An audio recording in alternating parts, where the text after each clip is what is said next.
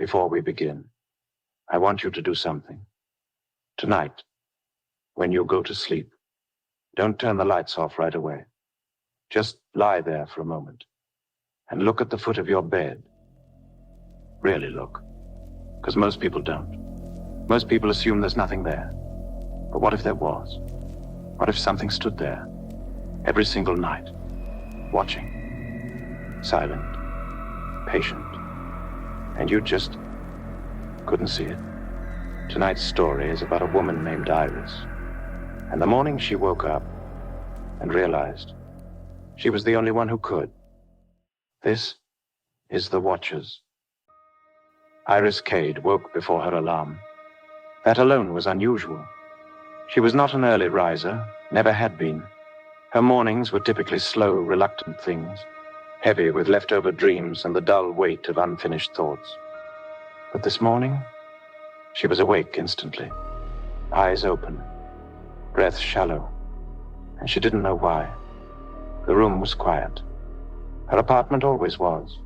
A small one-bedroom on the 3rd floor, tucked between 2 older buildings that blocked most of the street noise. The kind of place that felt safe because nothing ever seemed to happen there.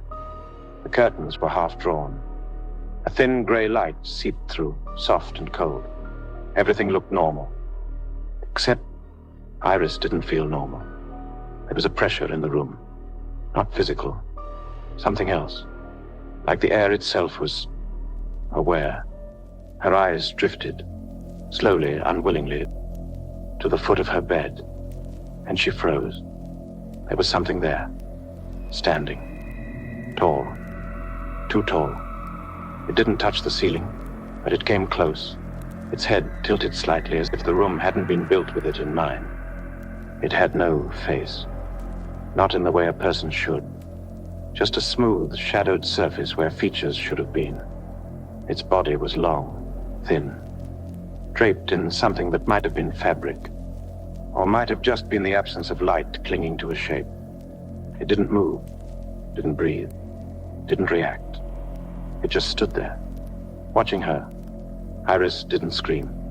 She couldn't, because something inside her, some instinct deeper than fear, told her something worse than danger. It told her, this has always been here. Minutes passed, or maybe seconds. Time didn't feel right. Iris lay perfectly still, her body rigid beneath the covers, her eyes locked on the thing at the foot of her bed.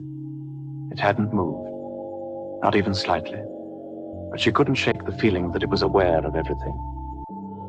Her breathing, her blinking, her thoughts, especially her thoughts, because the moment she tried to look away, she felt something shift, not physically, mentally, like a quiet resistance, a suggestion.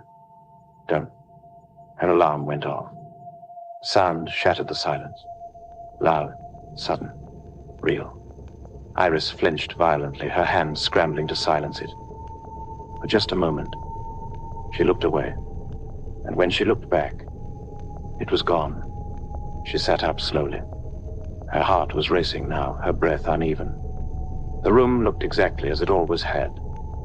Empty, normal, safe. Iris laughed, a small, brittle sound that didn't feel like it belonged to her.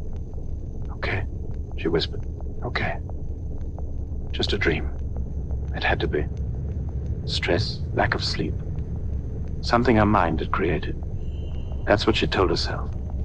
That's what she needed to believe. She saw the next one that night. Not in her room, but in someone else's. Iris had gone to visit her friend Lena. They sat in the living room, talking about nothing important. Work, relationships, the slow repetition of everyday life. Normal things, grounding things. Then Lana got up. I'm exhausted, she said. I'm going to lie down for a bit. Iris nodded. A few minutes later, she followed her. She didn't know why. Just a feeling, a pull. Something that told her to look. She stepped into the bedroom quietly. Lena was asleep, peaceful, still. And at the foot of the bed, there was another one. This one was different, taller, its shape slightly distorted, like it didn't fully align with the space around it. Its head tilted at an unnatural angle, and though it had no face, Iris knew it was looking at Lena, watching her sleep, the same way the first one had watched her. Iris stepped back slowly, her breath catching in her throat. "No," she whispered. But the word felt meaningless, because the truth was already forming. Not one, not just her, everyone. She started noticing them everywhere, in every home she entered, at night. Always at the foot of the bed, always still, always watching. No one else reacted. No one else noticed. People slept peacefully, while something stood inches away, observing them, studying them, waiting. Sleep became impossible. Every time Iris closed her eyes, she felt it. The presence, the certainty that something was there, even when she couldn't see it, even when the room looked empty. And slowly, her thoughts began to change, because the more she saw them, the more she understood something terrifying. They weren't just watching, they were learning. Iris lasted 3 nights without sleep, not fully, not properly, just brief, shallow lapses, moments where exhaustion forced her eyes closed. Then she snapped awake seconds later, heart racing and lungs tight, because every time she opened her eyes, there was something there, always at the foot of the bed, always still, always watching. It changed. Not in ways she could clearly define, but enough that she knew they weren't the same ones. Or maybe they were, and that was worse. On the 4th night, something changed. She didn't realize it at first, not until she blinked, and it was closer. Not much, just closer. Enough that the edge of its form now stretched further along the floor. Enough that the distance between them was no longer safe. Iris sat up slowly. Every instinct in her body screamed at her not to lie still, to pretend, to close her eyes and disappear into ignorance. But she couldn't, not anymore. Her voice cracked. "Do you see me?" The watcher did not move, but something shifted, not in its body, in the space around it. The air felt heavier, thicker, like the room had been filled with something invisible. Iris swallowed hard, and then, very slowly, she lifted her hand and waved. The watcher's head tilted, just slightly, and that was enough. She didn't sleep after that. She couldn't, because something had changed. Not in them, in the relationship. Before, they were watching. Now, they were aware. The next morning felt unreal. Too bright. Too loud. Too normal. People moved through the streets, laughing, talking, scrolling through their phones, completely unaware of the things that stood just out of sight. Iris saw them everywhere now. Not just at night. Not just in bedrooms. Standing behind people. Beside them. Close. Too close. Sometimes inches from their faces. Watching. Studying. And no one reacted. No one flinched. No one knew. She tried to tell someone. Lena. "I need you to listen to me," Iris said, gripping her friend's hands too tightly. Lena laughed nervously.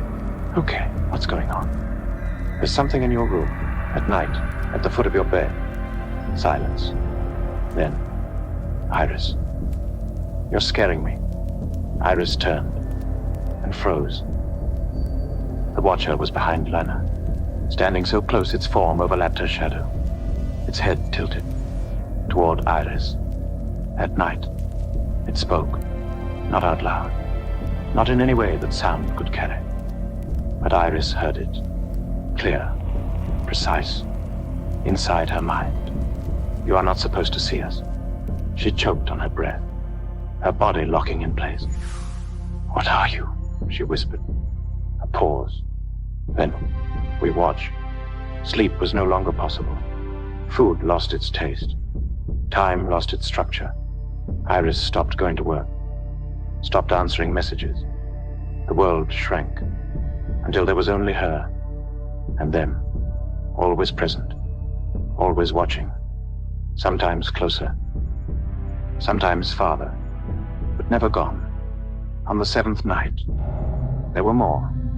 Not one, not two, dozens, filling her room. Tall shapes pressed against the walls, standing over her bed, crowding the space until there was barely room left to breathe. All of them watching, all of them focused on her. Then they moved, not toward her, around her, circling, like something being examined. The voice returned. Not one, many, layered, overlapping. We observed the threshold. Iris shook her head, tears running down her face. I don't understand. You were not meant to perceive the threshold. What threshold? Silence. Then everything changed. The room peeled. That was the only way to describe it. Reality didn't break. It thinned, like a veil being pulled back. And behind it, there was something else, something vast. Endless, filled with the watchers, millions of them, standing in rows that stretched beyond comprehension, all facing one direction, all watching something Iris could not yet see. And she understood. They weren't watching humans. Not really. They were watching what humans became. Every person, every mind, every life. At the moment between awake and gone, Iris wasn't special. She wasn't chosen. She was a mistake, a fracture in perception, a human mind that had slipped just enough to see what was always there. And now, she couldn't unsee it. The watchers leaned closer, all of them, their faceless forms bending inward, closing the space between them. And Iris felt something terrifying. Not fear, not pain, recognition, because she realized she wasn't being watched anymore. She was being understood. And once something understands you completely, there's nothing left to keep. The next morning, Iris's apartment was empty, her bed untouched, her phone still charging on the nightstand. No sign of struggle, no sign of departure, just absence.